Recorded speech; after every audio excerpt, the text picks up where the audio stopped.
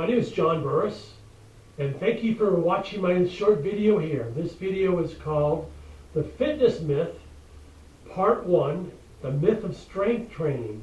This is the first part of a two-part series.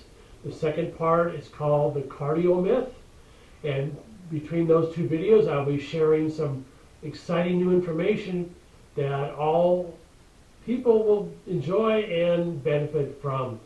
So what I hope to share with you in these short videos is my 40 years experience of teaching yoga and working on bodies as a body worker. I've discovered some amazing things that, for example, number one is a hard body isn't necessarily a healthy body. I know we've been taught to believe that we need to harden our body and do strength training every day to be healthy. Well, I found some different answers, and that might not be the case. So in this video number 1 here, I'll be showing you why, and I've got some wonderful models to display that will give you a whole new perspective on anatomy. Anatomy isn't something that's basically true all the time. We've been taught many errant beliefs about our own bodies. So I'll be shedding new light on our own personal anatomy, and hopefully we'll come to some better decisions. So it's very common these days to hear medical professionals, physical therapists, trainers keep reinforcing the belief, harden your body, strengthen your body, you'll be healthy, you'll live forever. So what I see and I hear daily is people build muscle, they get tireder, stiffer, more soreness, their old injuries never go away, and they get into their 40s, 50s, 60s. They wonder, why are they so tired? Why are they so stiff? Why are they so hard? And when they look at their current practices for the last decades, all you see them do is stiffen and harden and tighten. So the whole muscle culture has perhaps led us in the wrong direction. And there are better choices we could be making, and I'll share some of those with you. First of all, we need to go back perhaps thousands of years to the ancient Olympics in Greece 2,000 years ago. How warriors would stop for 2 months killing each other, and they trained and have mock combats. We call that sports, and they would lift weights and lift rocks and build more muscles in order to be better athletes and better performers. And so that whole culture has permeated the last 2,000 years through sport, through training. We're taught to believe we need to harden our bodies and tighten our bodies and to be better warriors or better performers or better athletes. And that actually is harming us. The whole fitness practice is actually causing perhaps more harm than good. A fit body isn't necessarily a healthy body. And I'll show you many reasons why here coming up. But fitness can be one part of your healing toolbox, but it shouldn't be the whole toolbox. And that's what we've done. We made it the entire toolbox. So there are better things we could be doing. Hardness is not health, despite what editors and magazines have taught us, and the media have taught us, and the muscle culture has taught us. Hardness is not health at all. When looking at this picture, most people probably believe that this is a pretty healthy individual. Yet, really he's not. His shoulders are rolling forward, those tight abs are affecting his diaphragm and his heart, those bulging muscles are causing his fascia tissue to glue together and dry out, and eventually the body becomes like beef jerky when you do that for too long. So our whole perception of our own anatomy is actually very flawed. This hard body in this individual is not actually a healthy body at all. So when you practice strength training over and over for decades, what you do is you first lose your range of motion. You can't touch your arms overhead. You can't touch your toes bending forward. Your hips get locked in, your knees get locked in. You lose your ability to stretch. And essentially, you glue yourself together. The fascia in the body becomes glue, and in certain places it hardens and solidifies like a rock, or it petrifies. So you have a shrinking torso. People get smaller and they shrink because their muscles and their fascia become shorter, harder, and drier when you practice constant fitness training, of strength training and whatnot. So over the long haul of your life, you're going to tighten, you're going to harden, and you're going to stiffen if all you do is practice strength training. In my personal experience, I was a gym rat and a sports addict and sports junkie for the first half of my life. I played baseball, basketball, football, lots of weight training, lots of running, cycling, tennis, racquetball, hiking, backpacking, and my body was beat up. And I hear this from so many people. Your back hurts, your knees hurt, your hips hurt, your shoulders hurt all the time. Yet I kept doing it, thinking this is what I was told to do.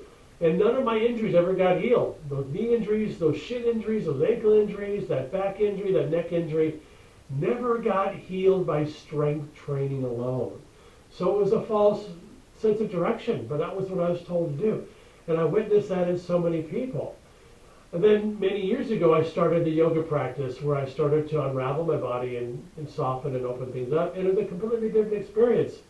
I could start healing my tight hips and healing my knees and healing my hips and healing my shoulders because it's moving my body in a different direction.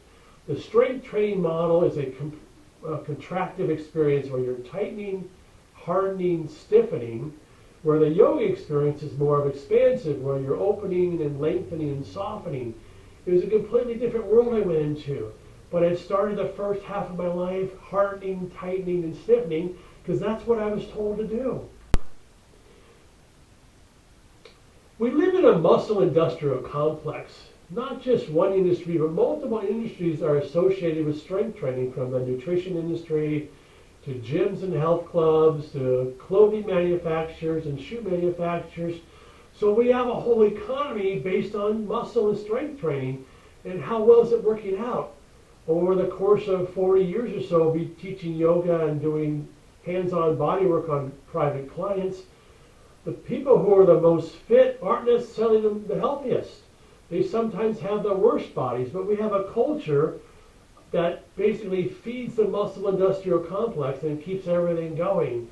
And there's a lot of money at stake to keep muscle alive and muscle being the king of the hill here in our culture. When you practice constant strength training, essentially you are drying yourself out and shrinking yourself, kind of like how a grape goes to a raisin. It loses its fluid, shrinks and dries out over time. What happens in strength training, you're shortening, tightening, hardening your muscle and fascia tissue, and over time you dry out and you shrink. And that's what too much strength training does. Another way to view the body and its strength training episodes is imagine a fresh piece of meat. And imagine some beef jerky. Well, the beef jerky used to be meat, but it's dried out and it's shrunken and it's hardened and it's dehydrated. So going from a fresh piece of meat to beef jerky, well, that's what the human body does when you do too much strength training. It hardens you and it dries you out. It causes your tissues to shrink and shrivel and dry out because the muscles are constantly in contraction and the fascia tissue is drying out and gluing together. It's called hydrogen bonding. So what happens is most people who do strength training daily, they become drier and glued together as they age. For your muscles to be healthy, they have to be able to contract and relax. When you constantly practice strength training, they don't have the ability to relax. So they get fused together and they harden and they shorten. And that's why people feel old when they get into 40, 50, 60. The interesting thing to note is I hear often a group of athletes that get together. It could be former college athletes, high school athletes, professional athletes, and all you hear is them complain about their bodies. Their knees hurt, their hips hurt, their neck hurts, multiple surgeries, all the medications they're on. And they keep still practicing strength training thinking that's going to solve the problem. So their bodies are worn down, they're beaten up, they're dilapidated between the fitness myth exercises and the trainings and whatnot. And they're being destroyed, but they keep doing it because that's all they know. So there are better choices, and I'll get to that in a bit. But when you look at the history of fitness training, it wears the body down. And it dilapidates your tissues, and it hardens your fascia. And we keep doing it because that's all most people know. Imagine if we cut an orange open. We'd see a lot of stuff going on here. For example, the orange part of the orange would be the equivalent of the muscles in the body. All the white fibers in the orange would be equivalent to the fascia or connective tissue in the body. We live in a culture that's completely ignored and denigrated our fascia, which is probably more important than muscles in the long run. So what happens when you do constant fitness training, the fascia tissue, which is like the membranes and it's all the connecting fibers, starts to harden, dry out, and glue together. So people feel glued together because they are, because they're tightening everything, and all the membranes, which is the fascia, will dry out and fuse together. And after that, it's very hard to get it undone because you're now a human glue ball. And that's what people call health these days. In addition, constant strength training have all kinds of negative effects on the internal organs that most people don't know about, and it's not talked about in medical circles. So this is pretty important information, and it might change your life completely. So let me show you how anatomy actually works, and not actually how you were taught in science class in 7th grade. First, to make this anatomy model complete, we need to understand the psoas muscle. It's P-S-O-A-S. Here's the model here. The psoas muscle is this large muscle here. It starts in the groin and continues through the groin all the way into the lower back. And the fascia of the psoas continues to connect to the diaphragm. That's really important. So the groin, lower back lumbar area, and the diaphragm are all connected to the fascia network of the psoas. So as we talk next, this is critically important, how the psoas is affecting the rest of your body. So this is really important to grasp how our anatomy actually works here. So the psoas muscle in this picture is this black line here, goes from your groin through your pelvis. It attaches to the diaphragm, which is here in yellow. The diaphragm is attached to the heart and the lungs through the fascia network. They're all connected. So they're all supposed to move together when you breathe. So the fascia, remember, is the membranes that connect everything. So diaphragm, psoas, heart, and lungs are all connected together through the fascia network. That's going to be critically important for the next step.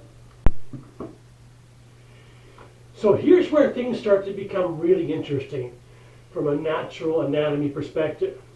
So here's an anatomy model. You can't see the psoas here, it's buried beneath the intestines, but what you can see is this. Just above the intestines and the liver, there's a large flat muscle here called the diaphragm. And the diaphragm is connected to the lungs and to the heart through the fascia network. Very important. Most of our breathing is supposed to happen through our diaphragm. 70 to 80% of our breath is supposed to happen through the diaphragm. When you inhale, the diaphragm will pull down, creating a vacuum for the lungs. The lungs suck in the air. When you exhale, the diaphragm pushes back up and exhales the air out. Well, most of us breathe backwards, or there's some other really critical things that happen that are not good, what I'll show you in a minute. For demonstration purposes, I built my own anatomy model here. So it mimics the same thing as the one you buy in the store. So here's the human torso. You have this yellow line here being the diaphragm. You have the black lines here being the psoas. You have the heart here, and you have the lungs. I'm going to show you the functionality or the physiology of how the body's supposed to work. So let me take away this model and I'll show you how the body's supposed to work. Okay, so here's how our anatomy is supposed to work. When you inhale, the diaphragm is supposed to move down. It moves down, it creates a vacuum for the lungs, and then as you exhale, it comes back up, the lungs push the air out. It's all connected. Diaphragm, psoas, lungs, all connected. It's like a pump. Diaphragm moves down, inhale, diaphragm moves back up, exhale. And you see it's all connected. Lungs, heart, diaphragm, psoas. The fascia tissue is connecting it all. That's how it's supposed to work. Just like that. So here's what happens when we practice fitness. When you practice fitness, you build that abdominal wall. You build those core muscles right here. You build that with all those crunches and all that Pilates and all the gym work. You build a six-pack. And guess what it does? It prevents the diaphragm from moving. And so your diaphragm is locked up. It won't move. It's stuck. It's frozen because, like I said, you're practicing what people have told you. Get your hard stomach, crunches and Pilates and all that core work. It's causing your diaphragm to be dead. And so what happens is you can no longer breathe from your belly. You have to breathe from up here. We call that in the yoga world the breath of stress, just below your collarbones. Maybe that's why so many people need their energy drinks, because they have no energy, because they're not getting a good breath, because the diaphragm is frozen from all their fitness. And it's locked in place and it won't move, so you're not able to get a deep breath, and you have to breathe from your upper lung area, which is very inefficient. It's not a very good job of taking in too much air. That's only half of what happens. Here's the other part. So take a moment here, and we'll just take away the lungs. And we'll remove the lung portion. Okay. So remember, I took away the lungs. The lungs are gone. Now we just have the heart connected to the diaphragm, to the psoas. The way it's supposed to work is this. When you take a deep breath in, the diaphragm moves down and moves back up, down and up. The heart has a seesaw effect where it gets stretched and massaged every time you take a breath using your diaphragm, making your heart healthier. So this whole action makes for a healthy heart. Just the stretching of the diaphragm and the heart creates a healthy heart because the heart's massaged on every breath. Guess what happens when you add that six-pack and all that Pilates work and all that core work? Your heart doesn't move. Your heart, oops, put on the wrong way there. Here you go. So now you've got a six-pack. Your diaphragm doesn't move. Your belly doesn't move. And now you've got a hard diaphragm. The heart doesn't move. It's frozen in place. That could have very detrimental effects to your body, because fitness might actually be causing more problems in the heart than it's solving. So let me show you how that works in a description. I'm not a big fan of the scientific study for this and study for that and clinical trial this and clinical trial that, because numbers do lie and they can manipulate it when they want to be. But for those of you who are attached to the scientific methodology, I'll throw one back at you. Studies have been done showing the relationship between heart attacks and a tight core. A hard fitness body is actually causing heart attacks. So here's a study. I found this in a quote from Donna Farhi in her book, The Breathing Book. And so here's the quote I'm quoting, quote, "There have been a number of significant studies showing a correlation between upper chest breathing and heart disease. In one study report, patients who had already experienced a heart attack were taught how to breathe diaphragmatically and to generalize this behavior into everyday activities. In doing so, they significantly reduced their chances of having a second heart attack. Another study showed that all 153 patients of a coronary unit breathed predominantly in their chests. Similarly, essential hypertension, high blood pressure of an unknown cause, has been shown to respond favorably to a regimen of diaphragmatic breathing," unquote. So even scientific studies show the correlation between heart disease and breathing in your upper chest because your diaphragm won't move because your core is too tight. Wow. Why aren't we changing that?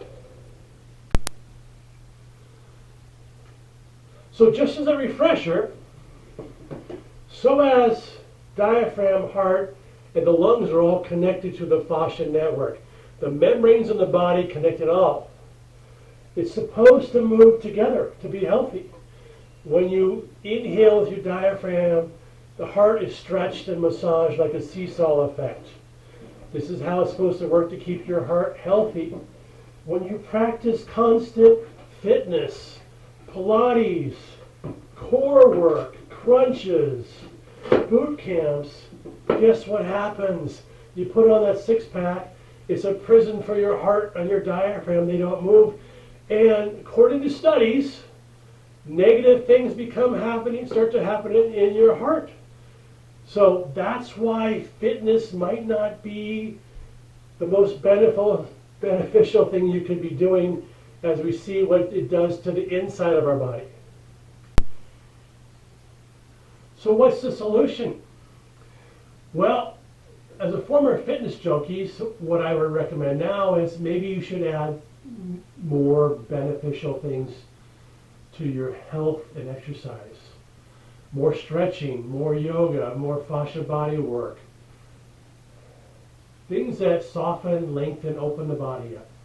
Most people have two courses of action, strength training and cardio.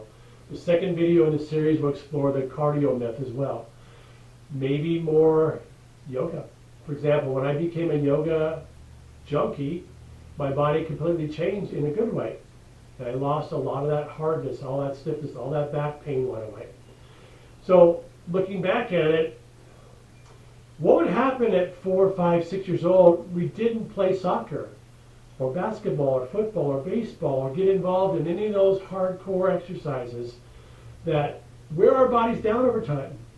Well, first of all, we wouldn't have the hip surgeries and the knee surgeries and all the pain as we got older.